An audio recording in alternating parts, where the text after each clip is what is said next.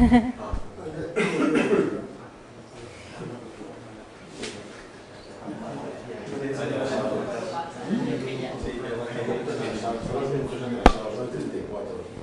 puntualidad. Sí, correcto.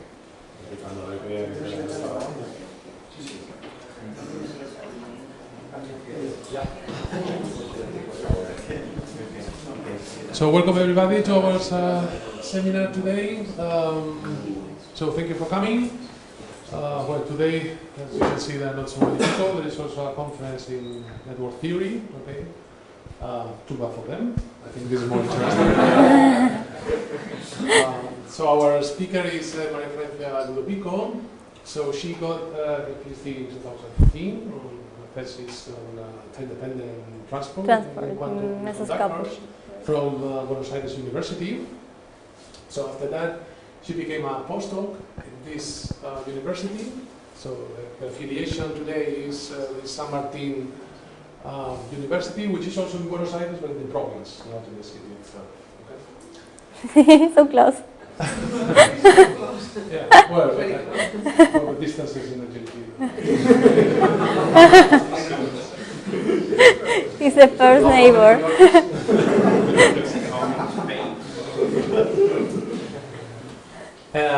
She's now affiliated with IFISC, probably?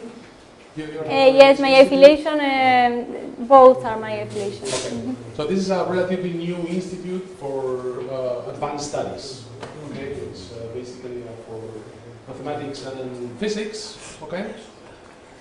And then this year she moved to Trieste. Okay, she is now at the ICTP, and she will start also in Trieste a postdoc position. She will work on DFT problems applied to transport and dynamics, and CISA, okay, which is also the Institute for Advanced Studies, but in Italy. Okay, so you are pretty much advanced.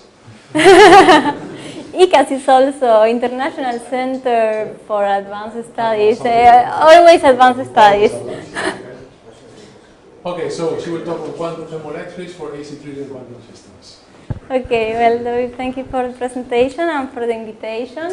Today I would like to tell you about thermoelectrics in AC-driven system. When I say AC-driven system, I mean that the quantum system is under the application of some time-dependent potentials.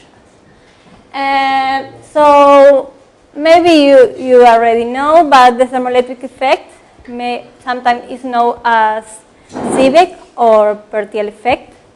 Consists basically in the conversion between a difference of temperature to a difference of chemical potential. In other words, is just the conversion between thermal energy into electrical energy, right? And when you have your system under this application of time-dependent potentials, in that case, it's not only possible to convert electrical energy to thermal energy or vice versa, but it is also possible to convert electrical energy or thermal energy into another kind of energy. For example, it could be mechanical energy. And for describing this kind of machines, the thermoelectric theory is so useful because when you combine it with the principles of the thermodynamics, the resulting theory has a high predictive power in the sense that allows to predict, to characterize the mode of the quantum machines in terms of efficiencies and figures of merit, I mean quantitatively, right? And in the conventional theory of thermoelectrics, only the conversion between electrical energy and thermal energy is included. So our contribution is to explore how to take into account the time-dependent fields within this theory, right? So this is the scheme of the talk. First of all, I will introduce the thermoelectrics in the case of DC-driven system. This is the static case. Yes, this is the conventional theory here. Then I will tell you what is new what is the physics of the system when you introduce some time-dependent potentials. And I will tell you about how this kind of machine works. At the end, my contribution. Yes? Sorry. This is a work which is here. I did this work with Francesca Battista from Italy and also with Philipp von Oppen from Germany, just if you know them. So, thermoelectric theory for DC-driven systems. Imagine that you have this kind of systems. In the middle, you have the central part, which can be, for instance, a quantum system, connected to two different reservoirs at different temperatures and different chemical potential. This is the hot reservoir and the cold reservoirs. And here, between these two reservoirs, there are a charge exchange and also a heat flux exchange. So, what happened here? This J1 is the charge current. It's just the derivative in time, the rate of change of the number of particles in the right reservoir. The heat is written here, is J2. And it's just the energy minus the chemical energy when the particles leave one reservoir to go to another one. The conservation of the charge implies that all the particles that leave one reservoir enter the other, and the same happens with the energy, right? So this kind of system can behave as a quantum machine. DC quantum machine can be a heat engine or a refrigerator. For example, when the heat flows from this reservoir, the hot reservoir, and enter the cold reservoir, this is a heat engine. And you can use this excess of energy because particles here have a higher energy compared to particles in this place because this is at a lower temperature. And this gain in thermal energy can be used to pump in some way to generate a current against this bias drop. Yes, this is the heat machine. The other possibility is the reverse mode in which particles flow in this direction from the reservoir with higher chemical potential to the with higher chemical potential to the other with lower chemical potential, and then the heat is extracted from the reservoir at the lower temperature and injected to the reservoir at higher temperature. This is just the common refrigerator, right? So at the basis of the thermoelectric theory, there is the relation between the charge current and the heat current. Imagine that these forces, I say forces because delta mu and delta T are the generators of the transport here. Yes, the transport here exists because there is some difference of temperature and because there is some difference of chemical potential. This is the source, right? The DC source because it's static. They are called affinities or forces also. And the fluxes, when these affinities are small, can be written in linear response in this way, as linear combination of some linear response coefficient and the affinities, right? And in the thermoelectric theory, when you write your fluxes as linear response, you can see that the linear response coefficients of this matrix obey these Onsager-like relations. See, they are just symmetry relations. When you change, imagine that you have here a static magnetic field applied, and you change B to minus B. So the coefficient satisfies this relation. The diagonal coefficients here are just the usual electrical conductance and the usual thermal conductance. And this coefficient, this cross coefficient, describes in fact the thermoelectric effect, because it relates L12 describe the charge current that is generated due to this delta T, and L21 describe the heat current that is generated due to this delta mu. So those coefficients describe the cross effect, the thermoelectric effect. And here we combine the linear response with the thermodynamic theory. And we write, for example, the rate of entropy, the entropy production of the system. And, well, the middle part, only the dissipation occurs at the reservoir, so the middle part does not contribute. So we can write the entropy in this way, just the heat divided by the entropy of the reservoir at the left, the reservoir at the right. At linear response, you can find this expression that relates the rate of entropy with this coefficient L and the affinities X. And due to the second law of thermodynamics, you know that this the entropy has always to increase, and so this quantity must be always positive. And this condition imposes some relation for the coefficients L. So, well, within this theory, you can characterize quantitatively the efficiency of these quantum machines. For example, the system can behave, as I told you, as a heat machine or as a refrigerator or heat pump is the same. I will use the word refrigerator because I think it's more natural. So, in the case of the heat engine, you obtain electric power and you pay, this is the cost. The efficiency is defined as the gain over the cost, yes. The cost you pay is the heat and the gain is the electric power. So J2 was the, if you remember, was the heat.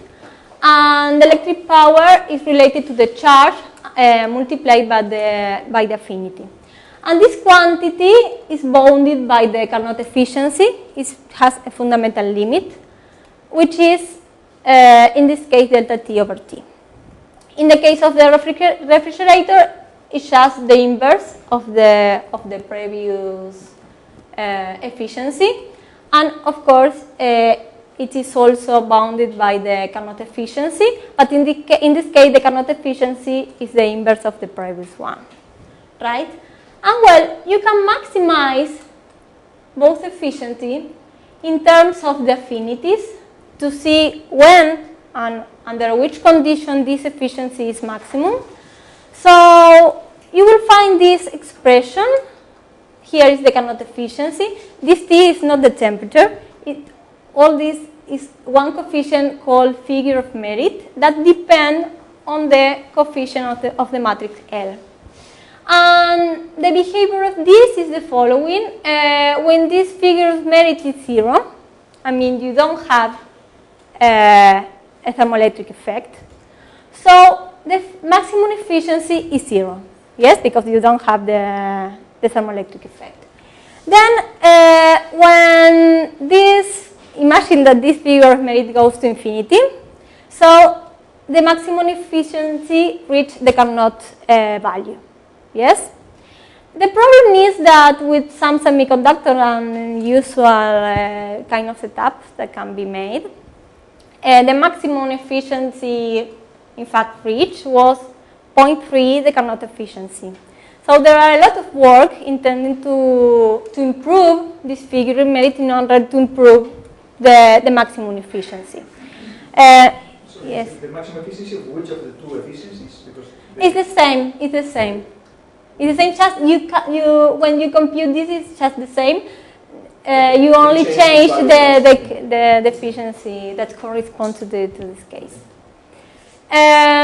So, for example, it is known that when you have time reversal symmetry broken, when you apply a magnetic field to a system, this expression changes a bit. and you can reach higher efficiencies. And also, if you consider interaction between electrons, you can maybe improve these figures maybe a bit. But well, a promising way to increase the efficiency is the inclusion of time-dependent parameters in the system. So the next step in the talk will be what is new and what is the physics under the application of time-dependent parameters. So the goal here, the main point here is that when you apply, in the previous case, we have that the source of the current was the application of the delta mu and a delta t, which were static parameter, right? The point here is that when you apply time-dependent parameter, for example, a time-dependent magnetic field or a time-dependent voltage, in this case, you can generate a current even in the case when there is a zero bias applied in the system. Yes?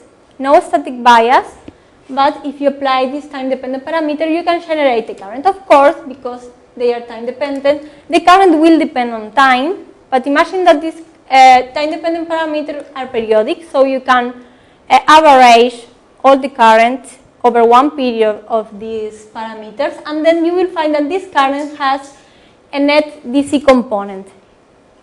Yes? Well, this was one of the first realizations of, this is called quantum pump, because you pump current when you have zero bias. This is a quantum dot. A figure of an experimental realization of a quantum dot is here. It's just a two-dimensional electron gas. Those contacts here, I think they are gold contacts, I don't know. You can apply here some gate voltages in order to confine electrons here in a very small region. So you have all the energy level well quantified. And well, you can apply some voltages with a phase lag between them. Those voltages define the characteristics of this dot. For having a transport experiment, you need to also to contact this setup to 2 reservoirs, for example, or more. And well, this is one possibility, but there are many possibilities to have for generating this quantum, for a quantum pump. This is another one, for example, it's a ring configuration. Here you have a dot.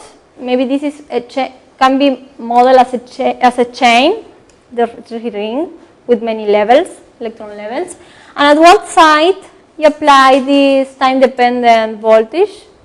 Yes, and you can here apply also, it's like a Hadronov bomb ring. You can apply magnetic flux, which can be time dependent or not. I also have a work. This is one of the first works of my PhD thesis. We explore the generation of this kind of current, but with rings with a time dependent magnetic flux, and we see that at least 2 different potentials or 2 different fluxes are needed to generate a current. This is the most common setup because, for example, those dots in black represent a reservoir. So here you have the left reservoir, the right reservoir, and in the middle you have your system that in this case is just three quantum dots, 3 dots. Yes, and at 2 points, for example, the first one and the last one, you apply some gate of this shape, sinusoidal shape, and the other one with a phase lag, right? And imagine that you are in the what we call Adiabatic regime. That is the regime when in which this frequency is slow, it's so small. So the time that an electron spends within the sample is much smaller than the period of the potential. So when the electron is inside, it's more or less like he feels that the potential is almost constant, right? Because it evolves so slowly.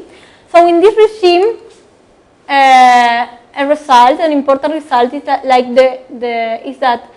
the current generated is proportional to this frequency at the direction of the current depends of the phase, relative phase between the two potentials. And the important point is that at least is needed at least 2 parameters to generate this current. Otherwise, with only one, this is a quantum effect that cannot be possible. The generation of the current here is due to the breakdown of some symmetries, for instance, time reversal symmetry and spatial symmetry also, because we are breaking the spatial symmetry because we are applying different potentials. And so those kind of systems are really interesting because they allow to explore the role of symmetries in transport. And then I will talk about this because it's important for the quantum machines. The introduction of these time-dependent parameters allows to reduce the dissipation as wasteful heat. For example, because when you apply a time-dependent voltage, you are injecting energy to the system. And this energy is used to pump particles. So this is like a smart way of using your energy. And this is useful also for performing quantum optics or quantum computing with electrons. Now, quantum machines, I mean, what happens when you add a time-dependent potential here?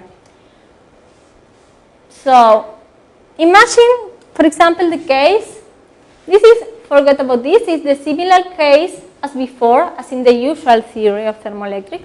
It's a quantum system, a central part connected to 2 reservoirs. Imagine that the temperature is 0 or is equal. Yes, you have only a bias voltage between the reservoir, and you apply this periodic driving, right? So in this case, you can convert electrical energy to another kind of energy. For example, in the case of a motor, is the solid line, the solid arrow, the case of the motor. The current flows in this direction as indicated by the difference of chemical potential from the reservoir with higher chemical potential to another one with lower. And this gain of electrical energy, because here there is lower energy than there, this gain is used to inject, the system inject energy to the outside, right? See, if you connect your system to another system, for example, with mechanical degrees of freedoms, you can see that this, for example, in a nanotube, I don't know, you can see that this nanotube moves. The opposite regime is called the generator. It's just that the AC driving injects energy into the system, and you can pump, this is the effect of the pumping, particles against your bias drop. Those kind of machines have a classical counterpart. In this case, it's the Archimedes screw. For example, it's just to better understand how they work. You have a pipe and here a screw, and you have water. You have water, and you can let the water fall down, and then the screw will move. Right? And this movement is mechanical energy, right? And in the opposite way, this corresponds to the motor. In the opposite way is the water pump or generator. You can move the screw, and then you can pump water against gravity. This is the situation represented by dashed arrows. The same, sorry. What is the role of symmetry or asymmetry? Asymmetry? Yes, you need some asymmetry in the system, right? Yes, to pump, you need the symmetry. You break your symmetry applying this time-dependent potential. And the symmetry between reservoirs, you know. Or the screw. I mean, you need some. Well, it's a classical analog. Yes, I mean, sorry. Spatially symmetric system? Yes, in this case, it's just, you break the symmetry because you apply this and you're injecting energy, and this, in this case, is inside this work we are injecting. But no, of course, there is no symmetry. It's just you move your screw and the water go up. Yeah, but I mean, you don't break only time reversal symmetry, but also the spatial symmetry. Yeah, yes. Yes, because you need spatial symmetry broken also for having pumping in this kind of system. Because here you don't, it doesn't work with only one parameter. You need two parameters, different parameters. So there you are breaking the symmetry, the spatial symmetry, because they are different parameters at different points of the sample. The other case, imagine, of course you can combine all the cases, but these 4 cases are the more easy to understand. Imagine that in this case the reservoirs are at the same chemical potential but with different temperature. Yes, the hot reservoir and the cold reservoir. And the case is similar. You had the heat engine, when the heat current here flows in the direction from the hot reservoir to the cold reservoir, and then the system can inject energy to the outside.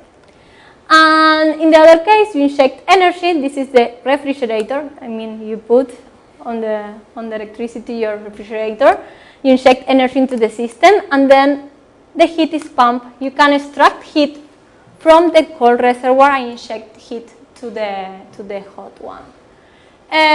So in this kind of system, you are converting some kind of energy, thermal energy, into another kind of energy, right? It's not just the conversion of the usual thermoelectric effect that you have, the conversion only between thermal energy and electrical energy. In this case, there is another kind of energy involved. And the classical counterpart in this case is the Stirling machine. You have a heat engine, which is the counterpart of this part. It's a gas here, the machine. You have these 2 pistons here. Those in red correspond to the hot source, and the blue one are the cold.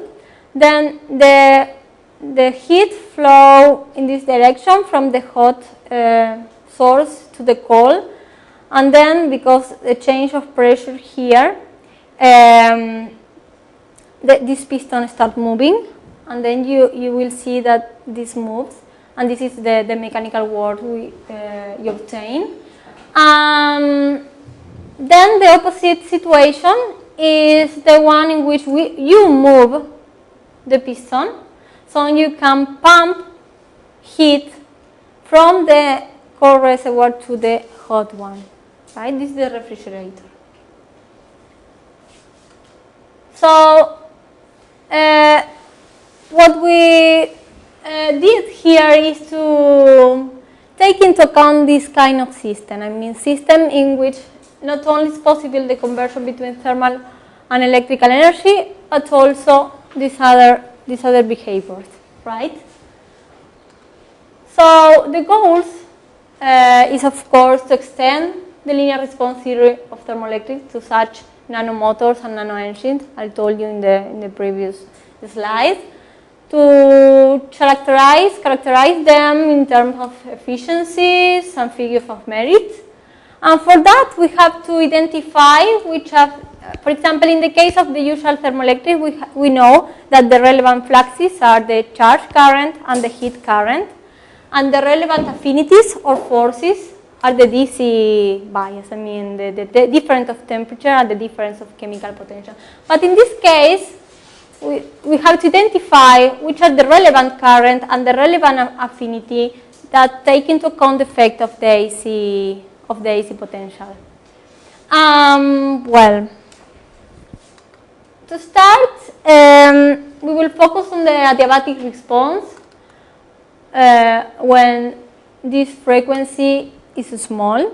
Yes, they are time periodic potential, so that you have this period of the potential, and you can have one. You need more than one potential applied, right? But you can have 1, 2, 3, or more. All the potentials are collected in this vector, and this vector V is periodic because the potential is periodic, and the Hamiltonian depends on this vector V.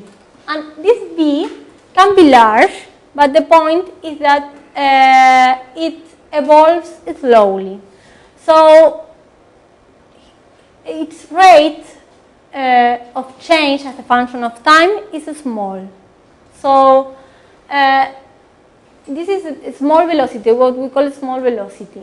Here we will focus in this case just for a while, then I will extend the theory in the case where there is delta mu and delta t applied to the system. So we can do and follow the usual step of the linear theory as in the usual thermoelectric theory for delta mu and delta t, but in this case for this small velocity v dot, right? So you can write and approximate your evolution operator in linear response in this velocity. This is the evolution operator from time t0 to time t, and you will find that the first part is like the equilibrium part. Yes, it's just the exponential of the Hamiltonian multiplied by the difference of times. But it's evaluated the Hamiltonian at time t. This is what we call frozen picture. It's like you have your system at time t with t a parameter, and you have your system at equilibrium. You take picture of your system at every time, and at every time is at equilibrium. This is the situation. And then you have the correction because in fact it's not at equilibrium. You have the application of these time-dependent parameters. And this is what we call generalized force in comparison with the usual force when you have distance. In this case, it's just the derivative of the Hamiltonian with respect of these parameters. So with this evolution operator, we can compute any observable we want. For example, this is so general, this is an observable law, and this part corresponds to this part of the evolution operator, and the other one to the other part here. Yes? So you will find this shape.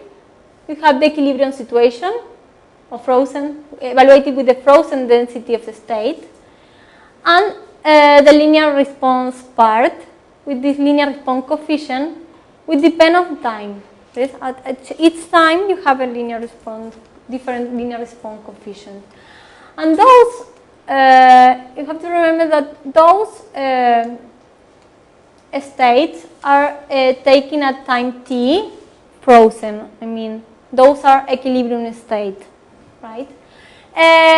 You can consider interaction between electrons or not. I'm not saying, I'm not giving an explicit shape form for the Hamiltonian. It's just general.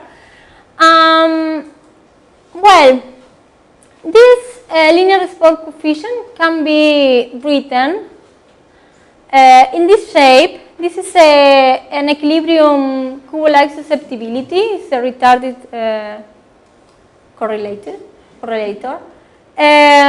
evaluated at equilibrium. And well, you can extend this theory in order to include delta mu. See, you can evaluate in particular the current, which is an observable, and the force, which is unobservable also, the force done by this AC potential. I will find this shape. This is the equilibrium contribution. This other part is the part of the current and the force which is generated by the application of the driving, the static driving and the AC driving. Those coefficients have a physical meaning. This one is just the usual electric conductance because it describes the charge that is generated due to the application of the delta mu. And this other part take into account the quantum pumping because it's the part of the current that is generated due to this application of the AC potential. This is a conservative force because after one period is zero, does not contribute. And this is the dissipation, and this is a conservative force. And we found that here those coefficients satisfy, like in the usual thermo. I should change.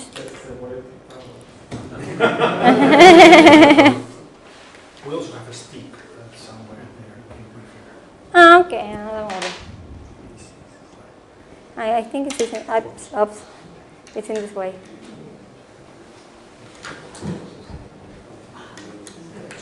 No, don't worry. Thank you. Okay. So we found this relation in the same way as in the usual theory, but for this coefficient lambda. This is the usual relation for the electrical conductance. This is a relation for the force, which are both at the diagonal coefficient. Forgot about this. This is just a sign because the potential can react under this change B to minus B. Because the potential, if it is a gate, nothing happens, you have a plus. But if the potential is a magnetic flux, so if you change the magnetic flux, you will have a minus here. But forgot, if it's confusing, forgot about this S. And here, this is the most important relation because it relates the charge that is pumped with the force, with another kind of energy, no? It's the relation, it's across, here inside this relation is the exchange between two different kind of energy. And, well, you can also combine with delta T. You can also extend this matrix to a matrix 3 by 3 matrix with delta T here. And if you do that, and you write the entropy production, the bar here means that the quantities are averaging, all the quantities are averaging over one period. So the central part does a cycle, so does not contribute to the entropy because start and finish, the final point is the same. The starting point and the final point. And so the dissipation, as in the usual thermoelectrics, only occurs at the electrons. And here we have a change in the conservation law because for the current is the same. The current on one side is minus the change of the current in the other side. But in the case of the energy, we have here a new contribution, which is just the power and the energy exchange with the AC forces, right? The sum of the energy, the rate of the energy of the reservoir must be equal to the power developed by the AC part, the AC driving.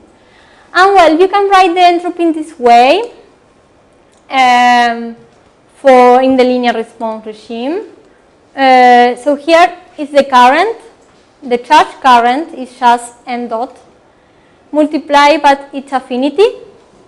If you think in this way, which is the previous one in the first slide I showed you, this is, you can identify here the fluxes, the relevant fluxes, which is J R, which is J1, and its affinity, its corresponding affinity, which is delta mu over T, and the heat here, as in the usual thermoelectric theory, delta T over T squared, but here it appears in a new term, which is just the power divided by the temperature. Noticing that this is a bit by hand, noticing that this change is proportional to omega, you can identify the third flux, the third important flux, which is just the power divided by this quantum of energy of the AC driving, right? The AC driving has a characteristic frequency, so it has a quantum flux, a quantum number associated, which is h bar omega, quantum energy. So this is the big picture. I mean, up to here is the usual thermoelectric theory, and if you consider this new flux and this new affinity, you have the whole picture. So again, you can write the fluxes in linear response in terms of this coefficient L, and this is the usual block, the usual thermoelectric block, the electric conductance, the thermal conductance, and the thermoelectric coefficient, the Peltier and Seebeck coefficient, and those are the coefficients related to the AC driving. And well, imposing again that the entropy, the rate of entropy is always positive, it will be some relation for the coefficients L. And due to the relation for the gammas, you can also find relation for the L's, because the coefficients L are related to the coefficients gamma. And well, this is it's like in the case of the lambda, this is the usual thermoelectric relation.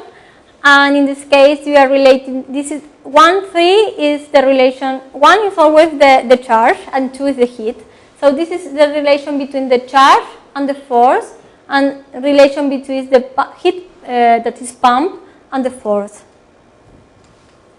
And well, you can, if you analyze the sign of one of the coefficients, you can see if you are operating as a motor in this case or as a generator. Of course, this will depend on your sign convention, but if this is negative, correspond to this case, and if this is positive, correspond to the other one. And you can compute the efficiency as in the previous case as the gain, but in this case it's the power, the gain, and the cost is the electrical power. You can write again this in terms of your flux, relevant fluxes and relevant affinities. The same for the heat engines and refrigerators, but in this case you have to change 1 by 2. It's just this change. But in this case, you can see that here the efficiency has a fundamental limit, which is the Carnot efficiency, and in the previous case for a motor not, because you don't have a fundamental limit, so the maximum efficiency can be 1, and in this case the maximum efficiency can be the Carnot efficiency. So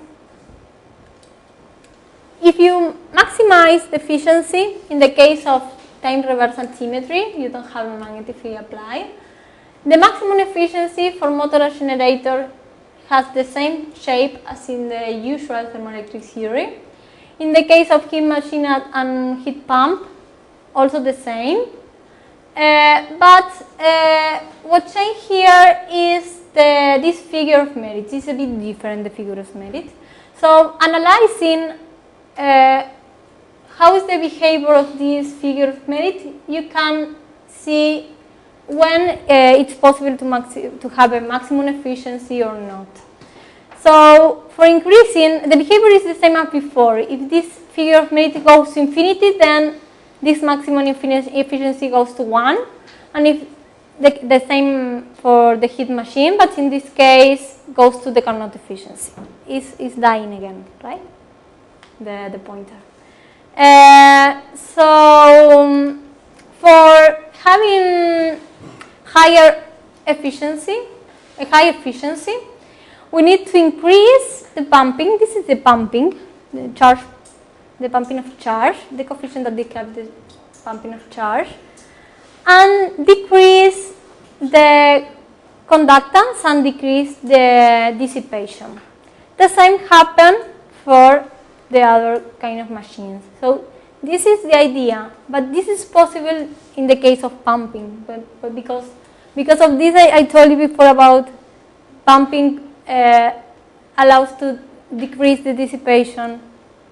So it's a good way. So this is an example to see that. In this case, we are focusing in the case of motor generator because we have equal temperatures. It is just one dot here connected to the reservoir, and these barriers here can evolve on time, also the level of the dot. And all the AC driving have different phases.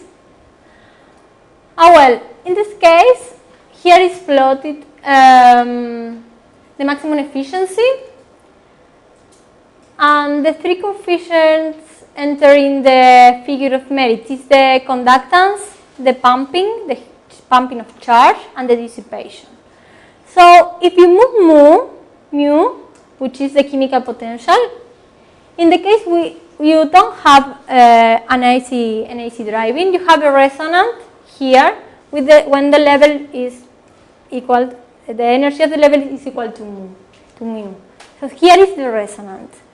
And for pumping, when you cross this resonance, pumping puts your system out of resonance.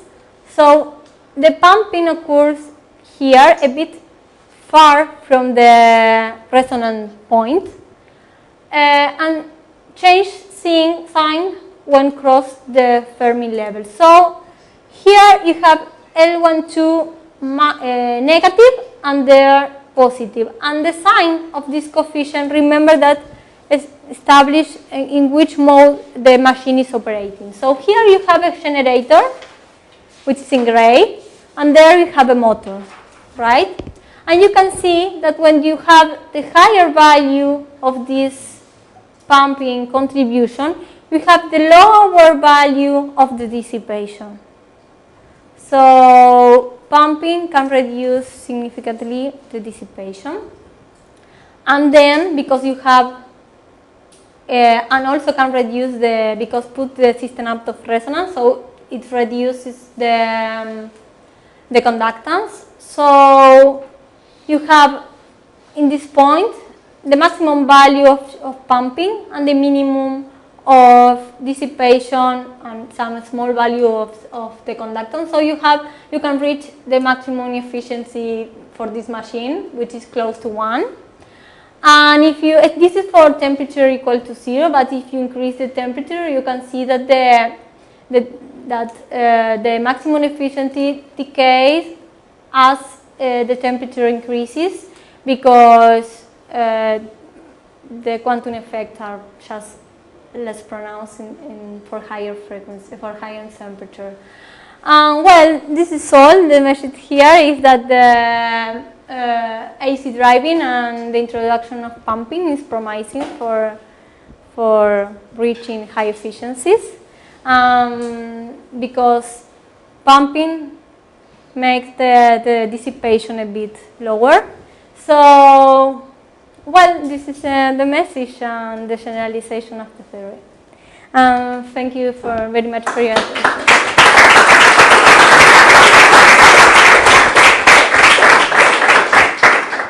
Thank you, Florencia. So questions? Welcome. Sí. You have been looking a lot at efficiency, but you have not talked about power. What about it? Mm-hmm. No, we didn't see that. Of course, you have to do it because it's more important the efficiency and maximum power than the maximum efficiency. So yes. The purpose was just to study how to make the generalization, and then with this generalization you can compute the efficiency and maximum power, for example. More questions? If I understand properly, the generalization is to introduce an extra force. The difference with the usual case is now time dependent. At the end, the equations, then the force is a frequency. Is this the value? Yes, yes. Is this, when you put an H bar, but this something happens? So can this be done without any quantum at all? Where is the quantum mechanics there? It looks like the pumping. No, you can also no, but this is periodic driving on a classical system. Will it be different? For me, I think that the effect of pumping charge there is quantum, so you will not have the same result in a classical system. But I don't see the formulas where it is. I don't know.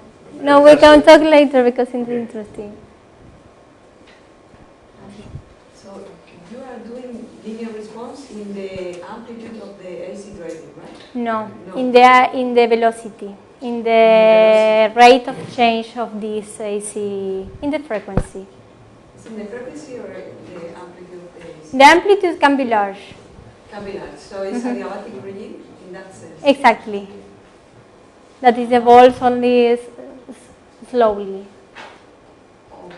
So could you do the same, but in the other way around? I mean, to allow to have a fast AC frequency, but the amplitude of the AC is Yes, small, you can do the same. Do the same procedure. And The procedure, but you will not have this frozen picture. I mean, maybe the equation will change. Yeah. The susceptibilities will be not at equilibrium. Will be out of equilibrium situation.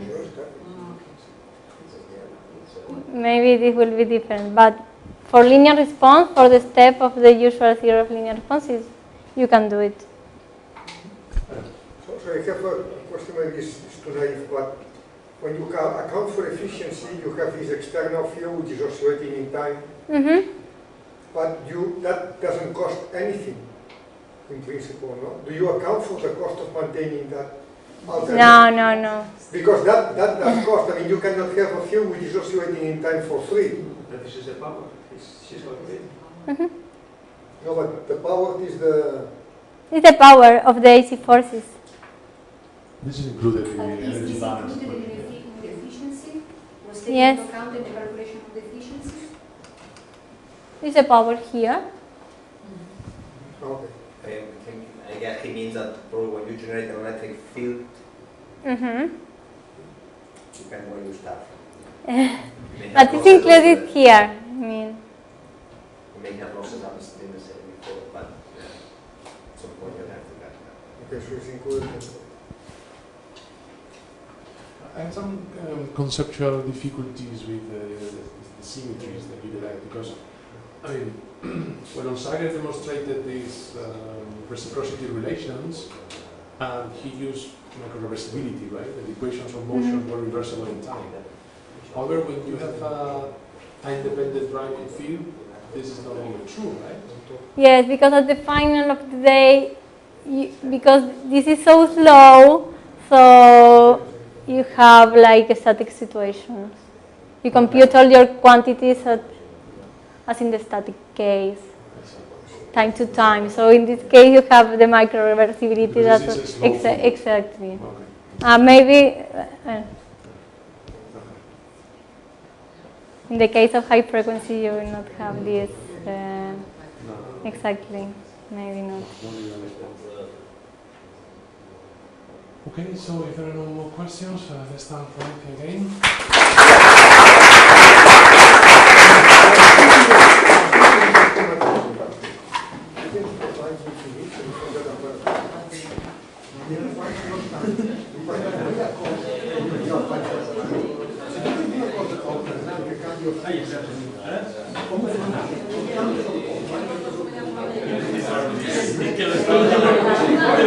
Claro,